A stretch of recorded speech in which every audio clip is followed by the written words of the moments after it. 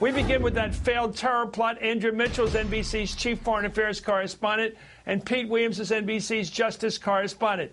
Pete, lead us into this, what we know about what the CIA discovered and how they stopped this tragedy from happening.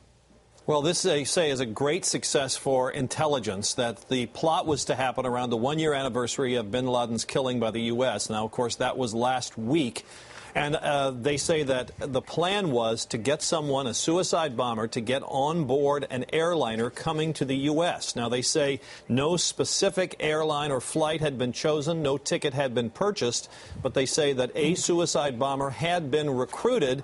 And that's when intelligence stepped in, shut the plot down, and this is quite remarkable, actually recovered the device. Now, it's described as a more sophisticated version of the underwear bomb, as you mentioned, that Umar Abdul-Muttalib was wearing on Christmas Day on an overseas flight bound for Detroit. Like that device, it had no metal parts, and right now the United States is trying to see whether the device could have been detected by the full-body scanners that are now deployed in many airlines, many airports for flights that are bound to the U.S. Now, they say they can't be certain, but they suspect it's built by Al-Qaeda's in Yemen's master bomb maker, the same man who designed the underwear bomb, and also the bombs that were hidden in printer cartridge, toner cartridges that were sent on cargo planes, were intercepted on flights that were destined for Chicago. So it's described as a great success, Chris, for intelligence, and a further sign that Al-Qaeda in Yemen is still the number one threat to the U.S. Let me go to Andrew Mitchell for the political context. If you were to blow up an airliner flying from Yemen to the United States, filled with people from Yemen, people from our side working with them, what would be the firepower politically of blowing up a plane in that route? Well, certainly that would be a huge political explosion as well. But let me give you a few more details. As you just heard that Pete Williams is running off, we're all reporting on this at the same time. First of all, the White House, the National Security Council, has put out a statement now, Chris, and the statement is that the president was first informed of this in April by John Brennan, his top counterterrorism official. He directed Homeland Security and law enforcement and intelligence agencies to take whatever steps were necessary. I am told separately that we were working very closely with Saudi intelligence on this because this man, al-Nasiri, who was the master designer of bombs and still is at loose, we believe, in Yemen, had also designed the bomb that did successfully explode. It was an attempted assassination in 2009 against a top Saudi official, the son of Prince Nayef, the interior minister, who was himself a top counterterrorism official. He was injured in that attempted assassination in Jeddah, Saudi Arabia. So you had three known instances where al-Nasiri did design bombs. One was the cartridge bombs that Pete Williams pointed out.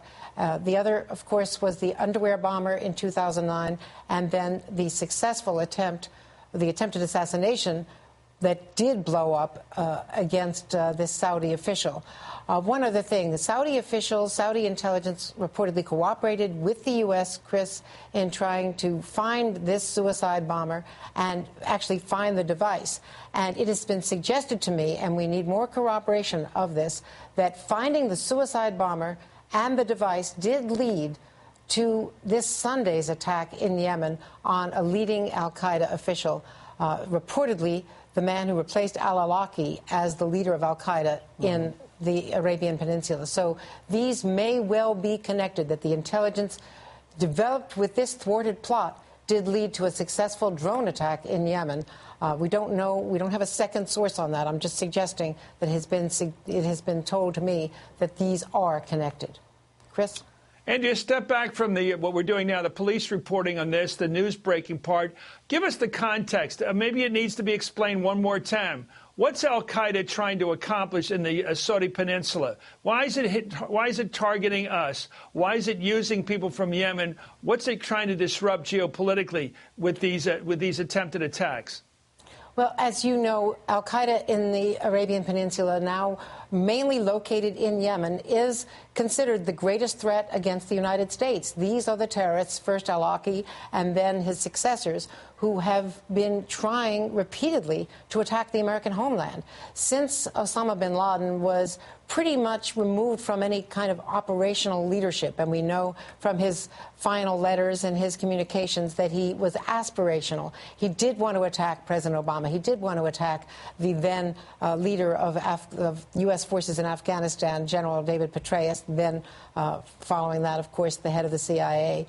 But at the time, he no longer had the operational ability with Al-Qaeda, main Al-Qaeda, the central organization. Right. But these splinter groups, mainly located in Yemen now, as well as in Somalia and a couple of other places, have been increasingly attempting to fill that vacuum. And that is the main focus of American intelligence and American drone strikes with the cooperation of officials in Yemen.